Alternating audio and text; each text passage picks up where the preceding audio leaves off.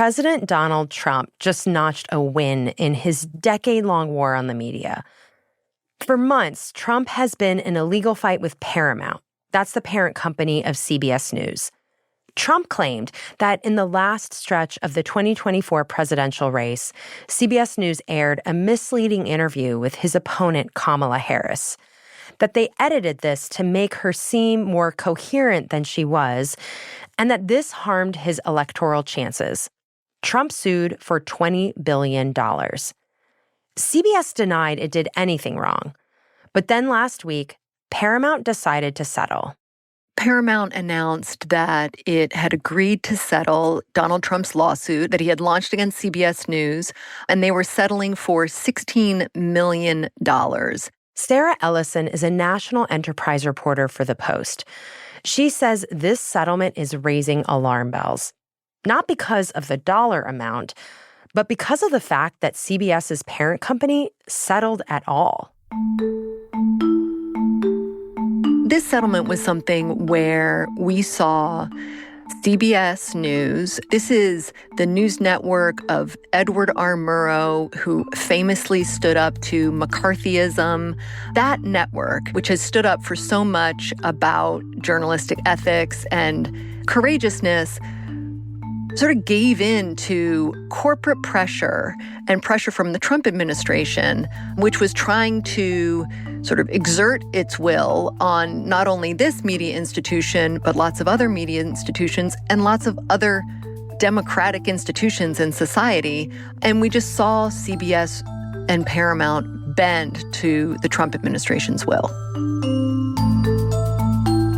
From the newsroom of The Washington Post, this is Post Reports. I'm Elahe Izadi.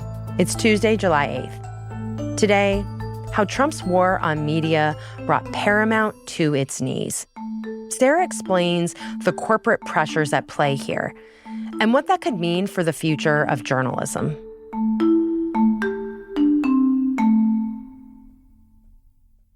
Hi, Sarah. Thanks for joining me today. Thanks for having me. Sarah, I want to rewind and go back to how this all started between Donald Trump and CBS. So take me back to 2024 and tell me, what is the origin of this lawsuit? So right before the election, as it often does, 60 Minutes invited both the Democratic Party candidate and the Republican Party candidate for president in for a pre-election interview. And Donald Trump declined that invitation, and Kamala Harris accepted the invitation, and she sat down for her 60 Minutes interview on a Saturday afternoon. And that week, 60 Minutes was airing on Monday night. And so what the team at 60 Minutes had to do was work all night on Saturday night and around the clock in order to get the episode ready. And normally, when 60 Minutes runs sort of promotional clips of its shows, they have enough time to edit the entire episode and then cut a promotional clip from the edited episode and use that as the promo for the show. And this time, because there was such a fast turnaround between when the interview happened and when the episode aired, when CBS Face the Nation, which runs on Sunday morning, when they pulled a clip from the show, they ended up taking an answer that didn't actually air in the final 60 Minutes episode. So in the promo clip on Face the Nation, Harris gives a longer answer to a question about U.S.-Israel relations. The work that we have done has resulted in a number of movements in that region by Israel that were very much prompted by or a result of many things, including... And then in the final interview, 60 Minutes included one other portion of that answer that was shorter. We're not going to stop pursuing what is necessary for the United States to be clear about where we stand on the need for this war to end. Now, this is extremely common in terms of even at the Washington Post, when you're in an interview and you interview a source, and especially on television and radio, someone can give a lengthy answer and you use the relevant portion in order to give sort of the crux of the answer. When I interviewed people who were involved in this episode, they had 20 minutes to fit in what was a very lengthy interview with Kamala Harris. And so they chose a shorter, sort of more forceful and succinct response from her to air during the show. And the discrepancy between those two answers ended up exploding on right-wing media and social media soon after, and became sort of a story about how 60 Minutes had tried to make Kamala Harris sound better than she did in order to swing the election for her. So then what happened next? You mentioned that this kind of became a lightning rod among many on the right. Tell me about the reaction to this. So the reaction to it is almost immediate. What you see online is that people who are supporters of Donald Trump at all levels are really upset that these two different clips have aired. And I should say, from Trump's perspective and his campaign's perspective, they were seeing and anticipating all around them media outlets that were trying to put, their finger on the scale for Kamala Harris before the election, that the mainstream media or the establishment media, or however you want to refer to big media institutions, were arrayed against Trump and were actively working to defeat him in the coming election. So then, when did Trump sue CBS over this interview and promo clip? He sued immediately before the election, just on the eve of the election. I mean, and then the results of the election, one of the things that is important about a lawsuit is showing harm. So this was a civil suit. He brought the case under a sort of unusual Texas law that it was a deceptive practices lawsuit. It was not a defamation suit. He had Representative Ronnie Jackson as one of the plaintiffs in order for this suit to play out in Texas, which was a venue that was very friendly to his cause. And essentially that, what he had talked about was that this was an effort to deceive the electorate and to get Kamala Harris elected.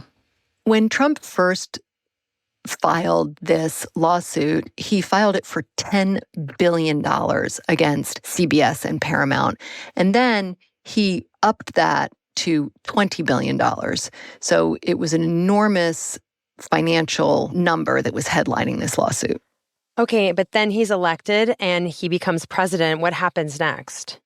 So Donald Trump, has spent 10 years talking about how the media lies. He was speaking out about how, if he got back into office, he was sort of very determined to make media institutions pay. And in fact, there were analyses done in the 2 months before the election. Trump attacked the media more than 100 times.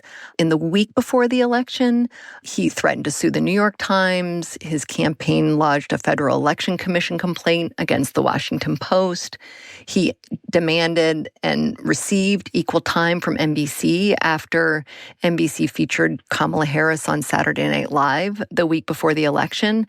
So there were a lot of signs that Donald Trump wanted to sort of take the fight to media organizations in the fall of 2024. Mm-hmm.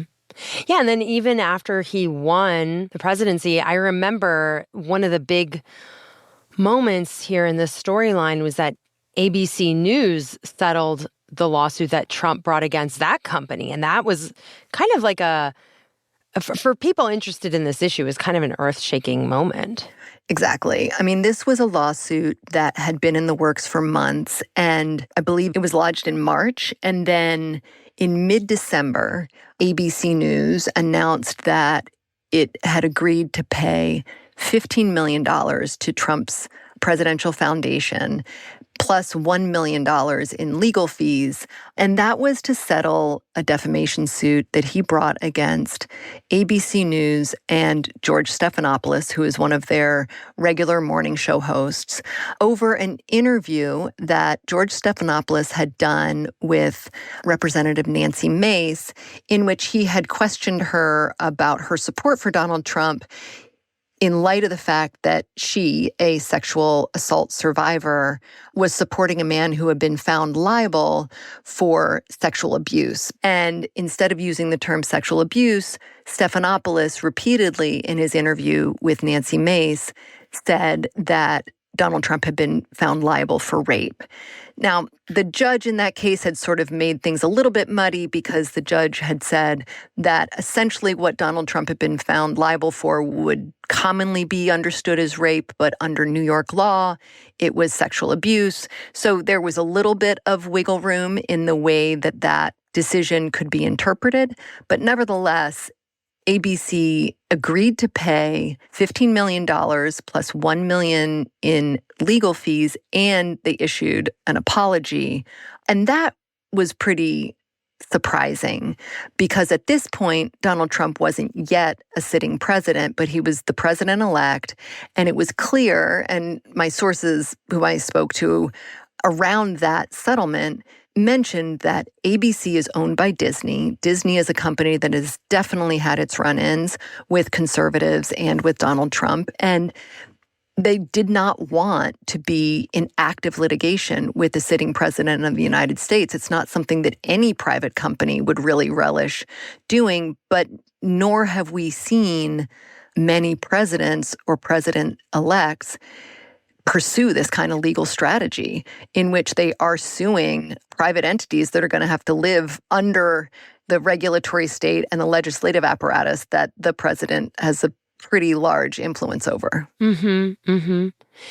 So then after ABC settled, we still had this CBS lawsuit continuing. But I wonder, how strong of a lawsuit was this? Did the lawyers you speak with give you any indication on how likely this lawsuit that Trump brought against CBS News would have succeeded in court? I mean, almost to a lawyer, no one thought this was a particularly strong case. There were a few things that made this a pretty weak case. One is that CBS hadn't made any errors. Two, Donald Trump won the election. So even if CBS had done something dishonest with this interview, and no one at CBS says that they did, and they said that they followed all of the same sort of protocols that they always do, Donald Trump was not harmed by this interview. He won the election, and so no lawyers that I spoke to thought that it was a strong case, and it was a pretty shocking thing that they agreed to settle for what they did. After the break, Sarah explains how CBS's journalistic interest and corporate pressures collided. We'll be right back.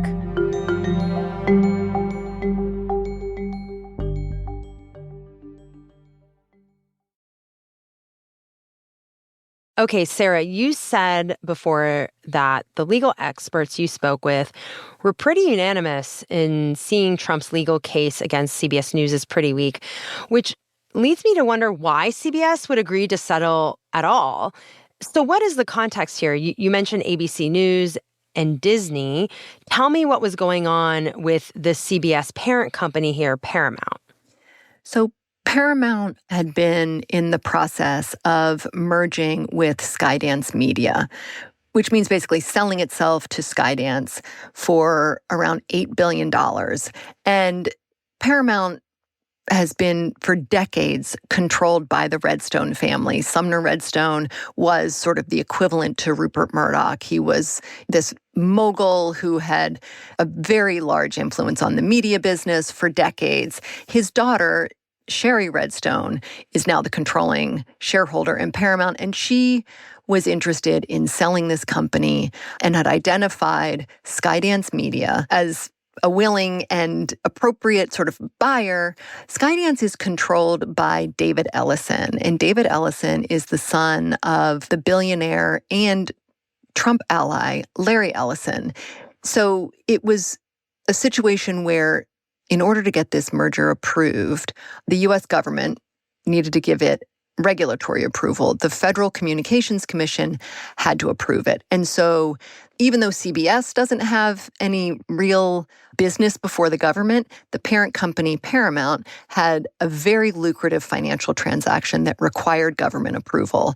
And that was the pain point for Paramount when they were going before the Trump administration. I should say that the FCC has traditionally been a more independent government agency than the Defense Department or the State Department. But in this iteration, when Trump took office, he put someone by the name of Brendan Carr in as chairman of the FCC. And Carr sort of makes no secret of his support for Donald Trump. He wears a gold pin of Trump's face on his lapel and has talked pretty openly about his support for Trump's policies and his ideas of media regulation and oversight. And so Carr is someone who has said from the beginning that his oversight of CBS has absolutely nothing to do with this pending acquisition. But nevertheless, the executives at Paramount and the journalists at CBS saw the lawsuit and the FCC oversight of this deal as intertwined. Now, Brendan Carr has said that they are absolutely separate and has denied that there's any kind of relationship. But still, that was a big fear that if Paramount didn't settle this suit, that they weren't going to get their merger approved.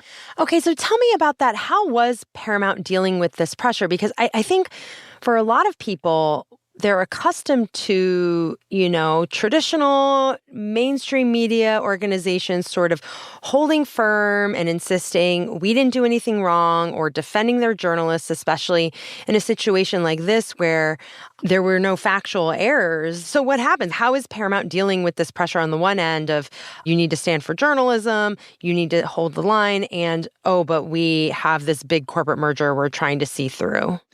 So Sherry Redstone had been sort of eyeing the output of CBS News for a while. That being said, normally the output of 60 Minutes is something that is really entirely controlled by 60 Minutes itself. It's got this, vaunted reputation. It's sort of the crown jewel of CBS News.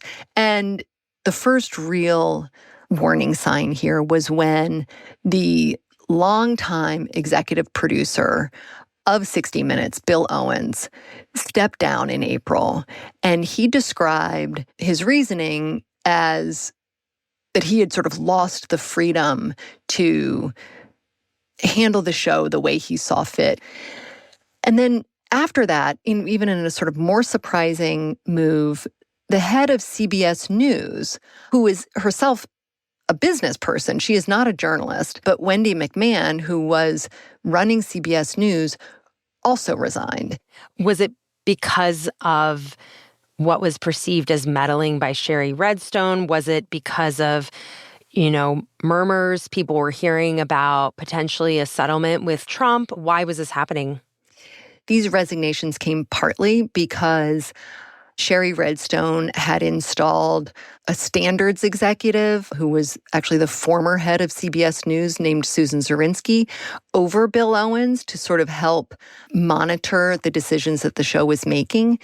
And neither Bill Owens nor Wendy McMahon were in favor of settling this case. And it was something that the journalists, not just at 60 Minutes, but also at CBS News, had been sort of dreading for some time. So it was both the concern that Paramount sort of corporate business executives were reaching into the newsroom and meddling with the output of 60 Minutes, and also that they were doing that in order to get this deal through and to settle this lawsuit with Donald Trump. So it was just, I can't overstate the amount of fear and dissatisfaction that the journalists at CBS News felt about the forces that were at play here. And, Sherry Redstone from the beginning said,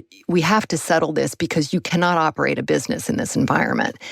She might be right, which is that if you have a president-elect who is willing to go to war with a private company, no private company is going to want to be in ongoing litigation with a sitting president.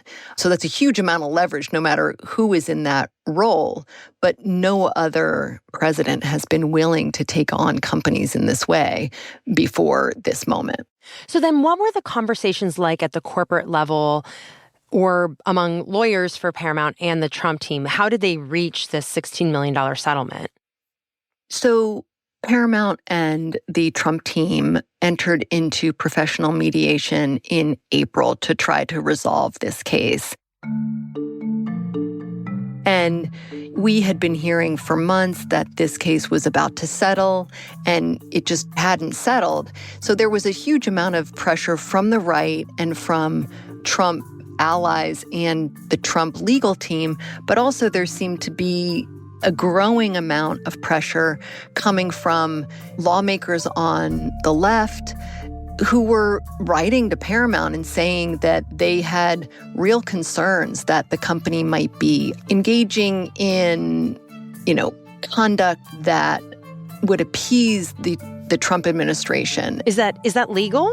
If that was true? I mean, it's unclear. There was a concern that they could be violating bribery laws.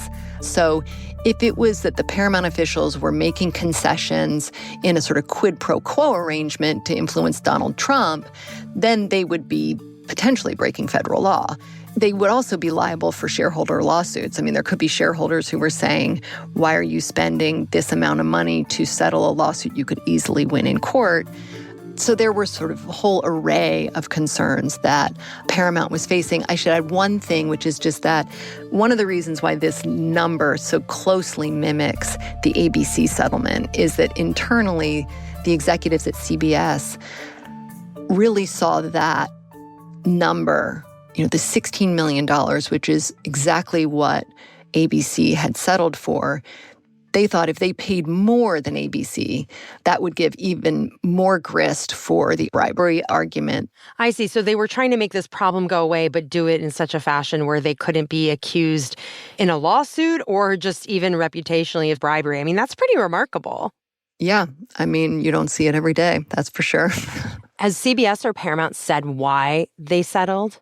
Paramount did not specify in a statement why they had settled this suit. But George Cheeks, who runs CBS and is a co-CEO of Paramount, he defended the settlement in a call with shareholders the morning after they had settled. And he said that these kinds of settlements are very common to, quote, avoid the high and somewhat unpredictable cost of legal defense, end quote. And they were trying to avoid being mired in uncertainty and distraction. So companies settle all the time for all kinds of different reasons. And it's normally accepted corporate practice, except that journalism, while not being a particularly great business, is also an unusual business in that journalists and the people who rely on them really do care about their independence and don't want to see journalists sort of doing the bidding of their corporate parents. And so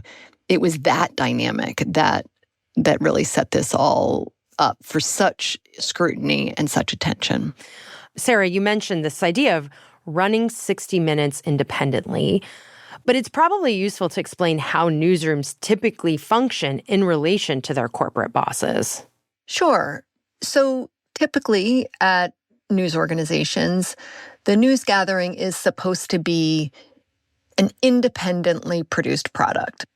It would be a scandal, for instance, if a newsroom decided not to do a story because an advertiser had issued some sort of threat.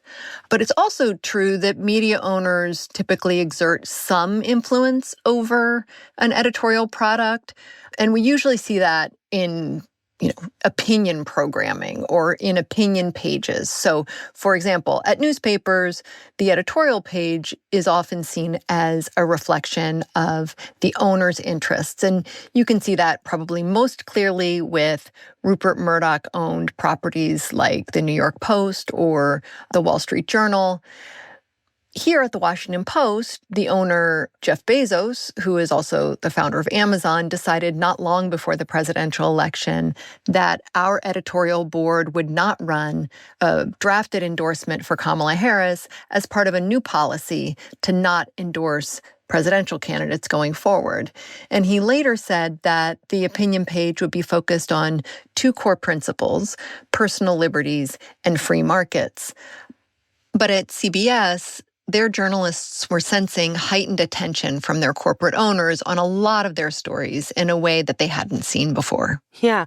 I mean, what kind of reputational harm has Paramount or CBS suffered as a result of taking this approach of reaching this settlement? This is a news organization that has obviously come down from where its power used to be in the culture. I mean, this is the network of Edward R. Murrow, sort of defined the pinnacle of broadcast journalism of a certain era. And they're capitulating in this case, which doesn't have a lot of legal merit, to a White House that has put sufficient pressure on CBS's corporate parent to have them make a kind of business calculation. So they're sort of sacrificing the journalistic integrity of CBS to get this deal done. At least that's the view of almost all of the journalists inside of CBS, as well as sort of people who have been watching this case, First Amendment attorneys, legal experts, journalistic experts. And it's a moment that does make some people question the independence of CBS News. But in general, I think that what CBS does from here on out is going to define what their level of journalistic independence actually is. Mm-hmm. Mm-hmm. This also seems like a pretty extraordinary victory for Trump. I mean, he got a settlement on a case most legal experts said was very weak. He also got one from ABC News, plus an apology from ABC News. What do these settlements mean for him?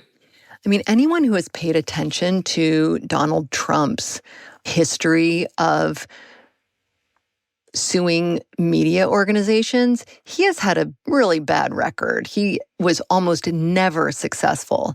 And so he's been on like a hot streak in terms of winning lawsuits with media companies. And it's indicative of just how powerful it is to sit in the Oval Office and have launched these cases as a private citizen. So in the first 5 months of his second administration, Trump has forced Disney, which owns ABC News, social media giants Meta and X, several top law firms, a slew of different universities, have all sort of bent to his will and given in to his demands in order to survive in an environment where the federal government has an enormous amount of influence over all of these entities. If I were sitting on Trump's legal team, I would not see any reason to slow down in making these kinds of allegations against media institutions. So I'm going to be on the lookout for other places where Trump and his allies can press their advantage. Well, Sarah, thank you so much for taking the time to join me today. I appreciate it. Thank you. Sarah Ellison is a national enterprise reporter for The Post. That's it for Post Reports. Thanks for listening. Now is a great time to subscribe to The Washington Post. Our 4th of July sale is still underway. That means you can get a core subscription for just $29 for the first year. This is a limited time offer. Again, only $29 for your entire first year. It renews at $120 annually. And as always, you can cancel at any time. To get that $29 deal, go to WashingtonPost.com/subscribe. You can also look for a subscription link in our show notes. Today's show was produced by Peter Bresnan. It was mixed by Sam Baer and edited by Rena Flores. Thanks to Noah Bierman. I'm Elahe Izadi. We'll be back tomorrow with more stories from the Washington Post.